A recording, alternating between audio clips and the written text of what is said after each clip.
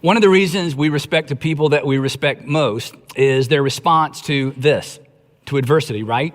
The people that we respect the most are generally people who've walked through a fire or two, maybe through the valley of the shadow of death. We respect people who've been hurt, but who didn't hurt back, who were treated unjustly or unfairly, but who didn't strike back. We respect people who faced extraordinary health challenges, but didn't lose their love for life. They didn't despair. They exercised their superpower. It's a power that we all have. And when exercised, it actually keeps us from becoming like our enemies. It keeps us from reflecting our circumstances. It thwarts evil. Our superpower allows us to redeem suffering. And your superpower is why you can be better for it. We'll come back to that in just a minute. Now, this is the final episode of our series, Better For It. And I chose this topic because while we're all ready for things to get back to normal or maybe a new normal, we would all agree that all of this pain without any gain would certainly be a shame. So we're pausing to ask the question, what have we learned and what have we observed that we want to carry forward? Or to the point of our series, how can we be better for it? What have we been doing or what were we doing that almost led to our undoing that we need to stop doing? Or the second way of asking it is this, what should we begin doing that we should have been doing all along? Because again, it would be tragic to forget the lessons we've learned, and it would certainly be tragic to lose the perspective that we've gained. So last week, I talked about how to ensure that you can be better for it. And I talked about why we can all be better for it, regardless of what it is. And the reason we can be better for it is we all have, as I just mentioned, we all have a superpower. We all have a special ability that empowers us to be better for anything that life throws at you, or actually anything life has thrown at you. And our superpower is our ability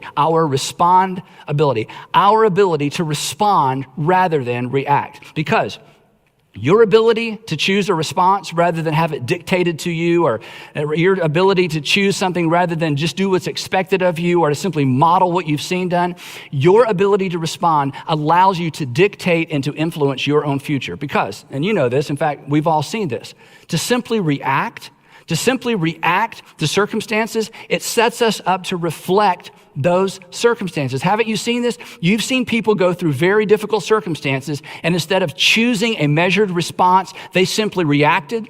And now months later, maybe years later, they reflect the circumstances they didn't even choose. When we react, and this is the point of today's message, when we simply react, we actually relinquish control of our lives, and we ultimately relinquish control of our destiny and our legacy. But a measured response, a measured, thought-through response ensures that that doesn't happen. But as we said last time, there's a catch. There's a reason we miss this, and that's the reason we're talking about it. And here's the catch. The response that has the potential to reverse the natural course of things isn't natural.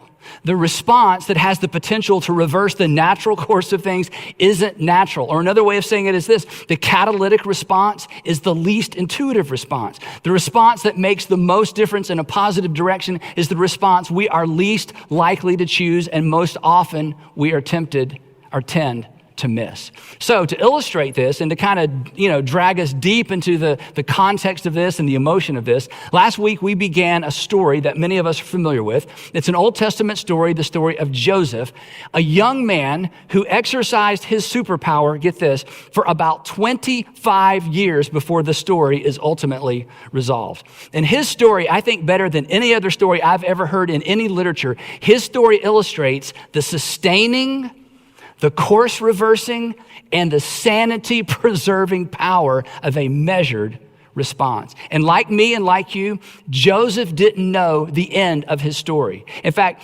Joseph didn't even know there was a story worth telling. But throughout his story and throughout his circumstances, he chose the catalytic response, the unusual response, the unexpected response. So you're probably familiar with the story, but let me catch you up to where we left off last time. Here's basically Joseph's resume. Here's a synopsis of his life so far. Joseph Jacobson, kidnapped once by his brothers, sold twice, first to slave traders, and then he's sold once again when he gets to Egypt.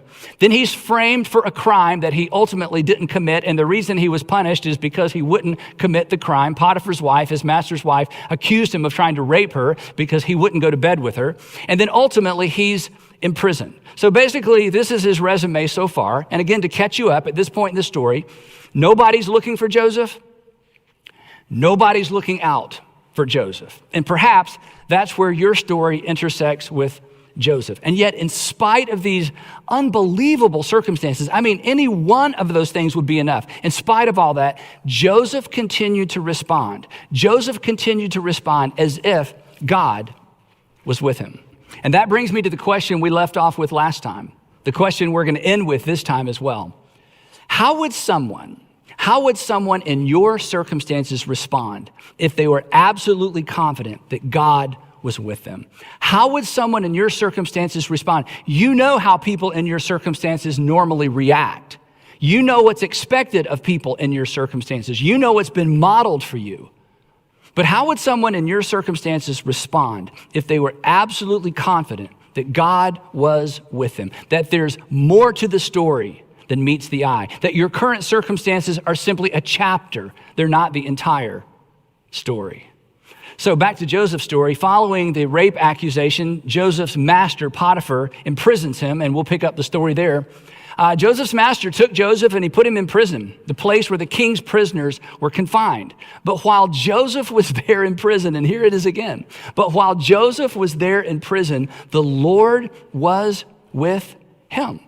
While he was being punished for something he wouldn't do, because he wouldn't do it. This is the craziest part of the story to me. While he was being punished for something he wouldn't do because he wouldn't do it, the Lord was with him. While he's being treated unjustly, while he's being treated unfairly, God is with Joseph. See, these are the moments when we want to say, God, where are you? Where are you? And God says, I'm right here with you. But it doesn't feel like you're right here with me. It doesn't seem like you're right here with me. Where are you? And God would say, I'm right there with you. So while Joseph was in prison, the Lord was with him, and God showed him kindness. Now, the word translated kindness in our English text, in the Hebrew text, it actually means loving kindness. It's a covenant word. And in fact, throughout most of our English Old Testament, it's translated loving kindness. And the implication is that Joseph considered himself in some sort of covenant relationship with a God who had done nothing for him lately. In fact, what did this loving kindness look like? Well, the author continues and he tells us, here's what loving kindness looks like. He showed him kindness and he granted him favor. If only it had stopped there. He granted him favor in the eyes of the prison warden, which is a problem for us. Because in our way of thinking, if God is with you and if God is for you, you do not have a relationship with a prison warden, right? In fact, if God is with you and God is for you, you're not in prison. You're certainly not in prison because you've been accused of something you didn't do and found guilty of something you weren't guilty of. I'm sure at times, and I'm just making this part up, I'm sure at times Joseph must have thought, I wish God would go be with someone else for a change, right? Like, God, go be with my brothers, or God, go be with Potiphar's wife. I need a break from all this with. Well, months go by. Years go by.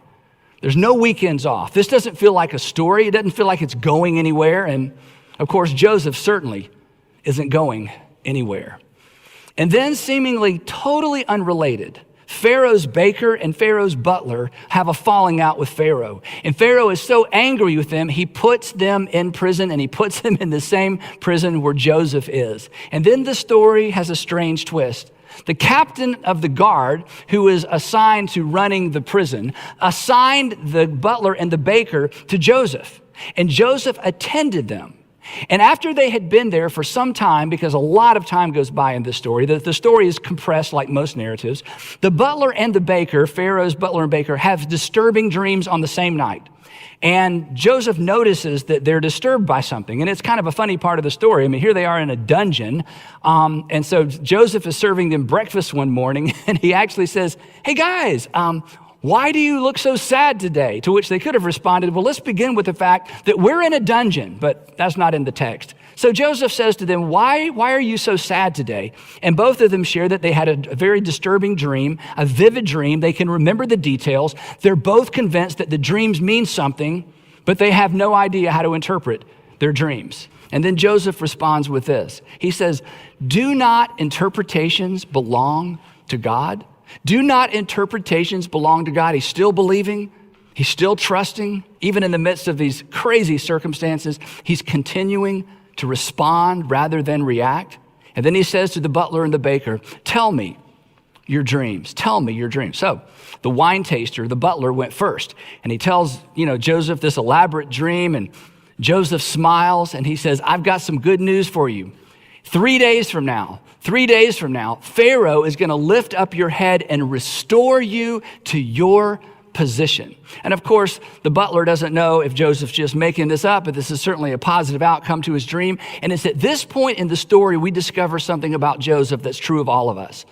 As much as he had a sense perhaps that God was with him, he was not enjoying these circumstances. He despised his circumstances. He was not some sort of superhero, even though he had a superpower. He was not immune to pain. And he says to the butler, look, when your dream comes true, when you're finally out of here, when all goes well with you, remember me, remember this conversation, and show me kindness, perhaps a different kind of kindness than my God is showing me at this point. Mention me to Pharaoh and get me out of this prison. I was forcibly carried off from the land of the Hebrews. I was kidnapped. And even here, I have done nothing to deserve being put in this dungeon. So even though God was with Joseph, Joseph felt what we would have felt. He was as frustrated as we would be. And he says to the butler, look, you are my only way out. Remember me when this dream comes true. Well, meanwhile, the baker's sitting there hearing all of this, and he's thinking, hey, my turn, my turn. And so Joseph says, okay, tell me about your dream. And the baker, again, explains this very detailed dream. And when he's finished, Joseph shakes his head and he says, gee, that's a tough one. I'm afraid I can't help you. Actually, that's not what he said, but that's probably what he should have said. He looks at the baker and he says this, well, here's what your dream means. Within 3 days, Pharaoh isn't going to lift up your head. He's going to lift off your head. And he's going to impale your body on a pole. He's going to impale your body on a pole. A little TMI, right?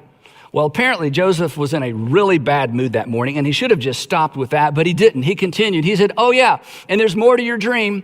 And the birds will eat away your flesh.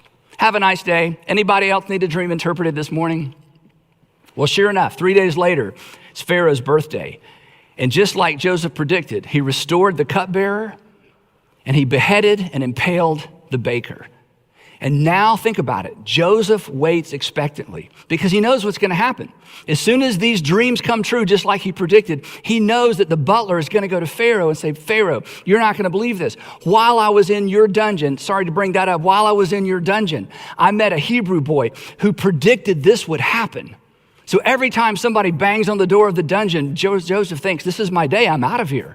Every time there's a guest, every time there's a visitor, every time the warden calls his name, he thinks, this is the day. I'm out of here. But the text tells us that the chief cupbearer did not remember Joseph, and he forgot him. And yet this is the young man. Now this is the older man. He's in his late 20s by this point, that God was supposedly with. 2 years go by. He's 30 years old. And then suddenly, again, unrelated to anything happening in the dungeon, Pharaoh has a series of disturbing dreams. Nobody can interpret the dreams. And finally, the butler remembers Joseph. And he says to Pharaoh, hey, Pharaoh, you'll remember a couple of years ago we had that falling out. Hate to bring that up.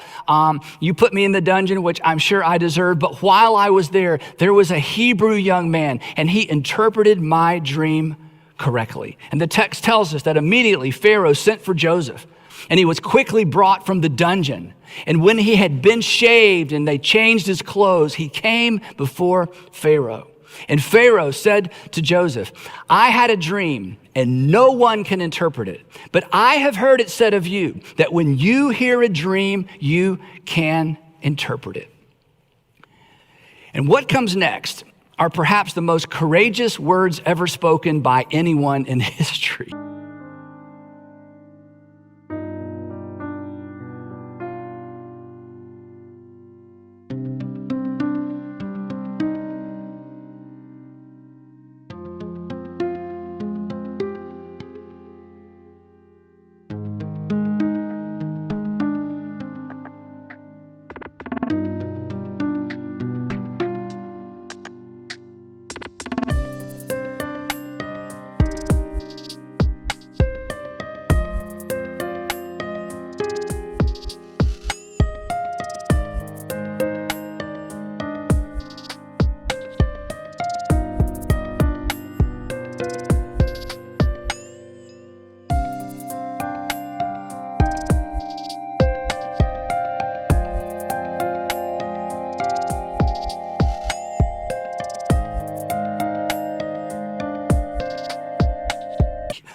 Here's this foreigner for whom God had done nothing for lately. This is his big break. He hasn't smelled this good or looked this good in years. And Joseph looks at the most powerful man in the world, his ticket out, and he says, I cannot do it. I cannot do it. And I think the butler is over in the corner and he's squirming like, oh no. Joseph replied to Pharaoh. He should have just stopped with, I can't do it. But God. The problem with this is simply that Pharaoh thought he was a god. And Pharaoh believed in other gods. And clearly the gods of the Egyptians were more powerful than the Hebrew gods. And now here's this foreigner who has this one opportunity for freedom. And he says, Pharaoh, I can't do it, but my God can. My God will give Pharaoh the answer he desires. Well, I think everybody at that moment in the royal courtroom thought this is the end for this young Hebrew boy. But fortunately for Joseph, Pharaoh was more curious than he was offended. And so he explains these two dreams to Joseph, and Joseph listens patiently. And then it's quiet. And he looks at Pharaoh and he says, Pharaoh, here's what your dreams mean. For the next 7 years, there is going to be an abundant grain harvest in Egypt. There's going to be so much grain, you are not even going to know what to do with it. But after those 7 years will be followed by a famine and nothing's going to grow. In fact, the abundance will not even be remembered. The 7 years of plenty will not even be remembered because of the famine that follows, because it's going to be so severe. He's silent. No one says anything. And then Joseph does the unthinkable. He leans in and he begins to tell Pharaoh what to do. He begins to advise Pharaoh. And he says, Pharaoh, here's what you need to do. You need to appoint somebody and put them in charge of this problem. There needs to be somebody who wakes up every single day focused on solving this problem and preparing Egypt during the 7 years of plenty for the 7 years of famine. Well, the plan seemed good to Pharaoh and it seemed good to all of his officials. So Pharaoh asked them, can we find anyone like this man, one in whom is the Spirit of God? And then this is so amazing. And then Pharaoh said to Joseph, since God, your Hebrew God, since God has made all of this known to you, there is no one so discerning and wise as you. You shall be in charge of my palace. He makes him the prime minister of Egypt. You shall be in charge of my palace, and all of my people are to submit to your orders. Only with respect to the throne will I be greater than you. And I'm making this up. I think perhaps Joseph thought, yeah, that's what Potiphar said as well. Anyway, so Joseph goes to work. He begins preparing Egypt for the 7 years of famine. In fact, the text says that Joseph began to store up such huge quantities of grain, it was like the sand of the sea. It was so much that he stopped keeping records because it was beyond measure. In fact, what he did was brilliant. He built storehouses in all the major cities and purchased the grain from the people. And again, as there was more and more grain, the price kept dropping. So he stored up all of this grain. 7 years after this time of plenty, the rains stop. Nothing will grow. The people of Egypt began to starve, and he opened up these storehouses in these primary cities, and he began to sell grain in Pharaoh's name to the people. Well, is this the case with all famines? It spread across the borders. It spread to the surrounding regions, and up north of Egypt, where Joseph's family lived, Jacob and his sons, Joseph's brothers, they began to starve as well. And this is where the story takes a very interesting twist. Here's what happens next. When Jacob, Joseph's father, learned that there was grain in Egypt, he said to his sons, "Why do you just keep looking at each other? Do something. I have heard there is grain in Egypt. Go down there and buy some for us so that we may live and not die." Again, if you've heard this story, you know what happens next. But there is so much drama because now the stage is set. Fortunes have been reversed. Joseph is 40 years old. His brothers have not seen him since he was 17 years old. And this will be the ultimate test of Joseph's superpower. This will be the ultimate test of his willingness to respond rather than react. And everybody that knew or knows his story knows exactly how he's expected to react. And if we can put ourselves in his position, we know exactly what we would probably do if we were Joseph.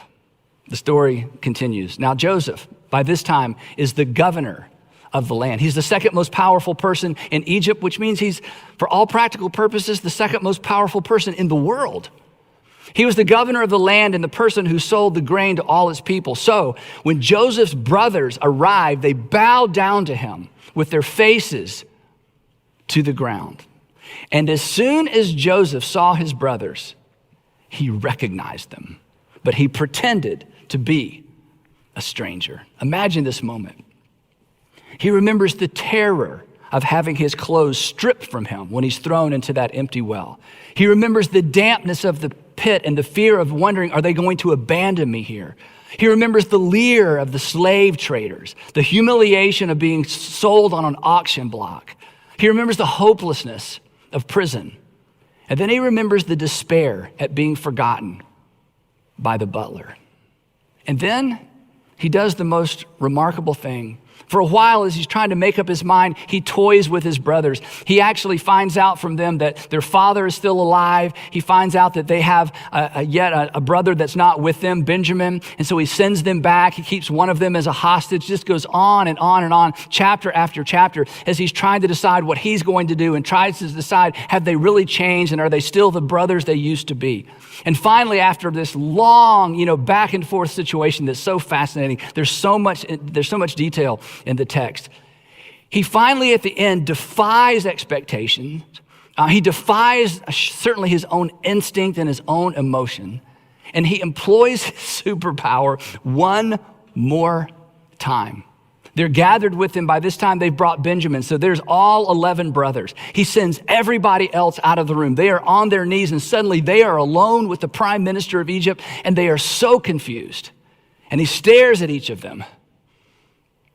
And then he announces, imagine this, I am Joseph. I am Joseph. And they look up and they see that 17-year-old in the face of that 40-year-old man, and they realize. And before they can say anything, Joseph says, is my father still living? The text says, of course, but his brothers were not able to answer him because they were terrified. They were terrified at his presence. But they did not need to be terrified in his presence, because in their absence, Joseph had lived every single day of his life as if God was present. And now, when it counted most, Joseph once again chose not to react, but to respond. And he forgave his brothers. The text says this, come close to me, he said. And I'm sure that took a while, don't you think? Come close to me. And he said, I am your brother Joseph. And I guess he just can't help himself. The one, you remember the one you sold into Egypt. But now, do not be distressed And do not be angry with yourselves for selling me here, because it was to save lives that God sent me ahead of you. Can I pause and just say something about this real quick? When we are able to believe, and when we are able to respond as if God is with us, we gain a perspective on what's behind our circumstances that we can't gain any other way. And this is such a powerful reminder of that, because Joseph is able to come to the conclusion, the reason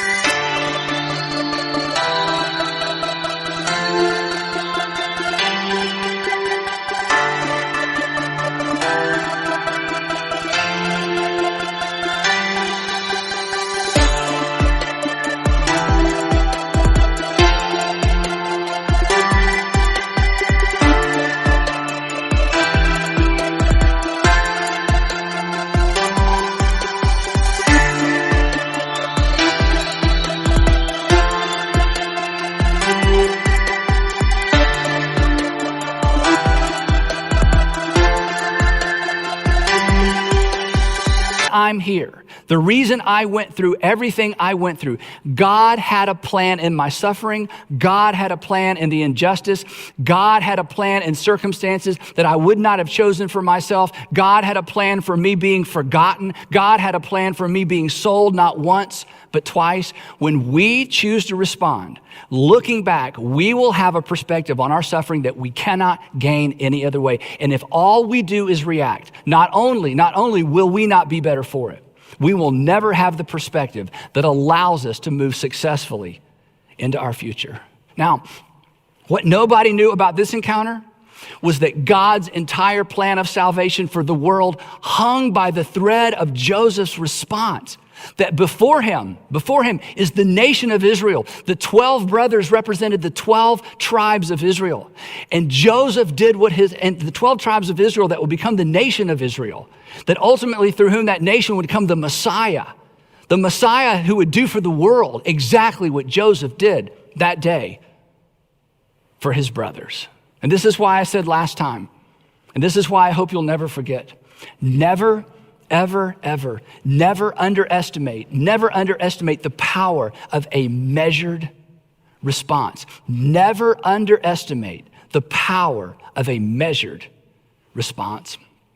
Well, the story wraps up this way. Joseph brings his entire family to Egypt, and he provides for them for years and years and years. Eventually, his father Jacob dies. And once they bury Jacob and they have this elaborate funeral and they all come back to the land of Egypt, his brothers get together, the 10 brothers that sold him into slavery get together, and they realize, perhaps Joseph was just waiting for our father to die before he exacts his revenge. And so they go to Joseph, and the text says this: his brothers came to him and they threw themselves down before him and they said to him, "We are your slaves." But Joseph continues to respond rather than react. And here's what he said, these famous words. But Joseph said to them, "Do not be afraid. Am I in the place of God? Am I in the place of God?" Guys, don't you understand that God was in this? That God worked through this? Am I in the place of God? The Septuagint, the Greek version of the Old Testament, it's written this way: "Do not be afraid, for I am God's." Do not be afraid. I belong to God, and since I belong to God, who am I to act like or to step into the place of God? You intended, he said, you intended to harm me. That day when you kidnapped me, that day when you stripped me of my clothes, that day when you threw me into that empty well, you had the power. The odds were in your favor. There was evil in your heart. You created circumstances that generally transform victims into perpetrators, but not this time. You intended to harm me, but God intended it for good. To accomplish, he said, to accomplish what is now being done, the saving of many lives. Don't ever forget this. Don't ever forget this. God's intention, this is amazing, God's intention became a reality through one man's catalytic, unprecedented, circumstance-defying responses. Responses, listen, none of which seem significant at the time. Drop into his story and take any one of his responses. None of his individual responses seemed all that significant. But all together, they were part of the unfolding story of my redemption and yours, God's plan of salvation for the world. Here's the thing. Our superpower, our respondability gives us the potential to be better for it, whatever it is. And you know this. We don't get to choose the it. That's part of the problem, right?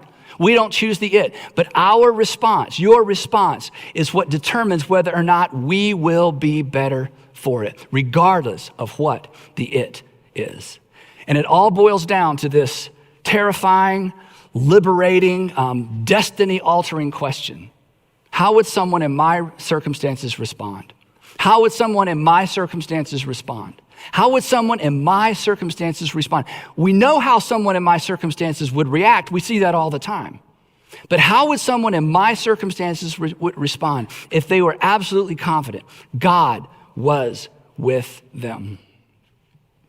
Your answer to that question is your invitation to exercise your superpower. Your answer to this question is your best way forward. And if you act on it, you will emerge from whatever you're facing better for it.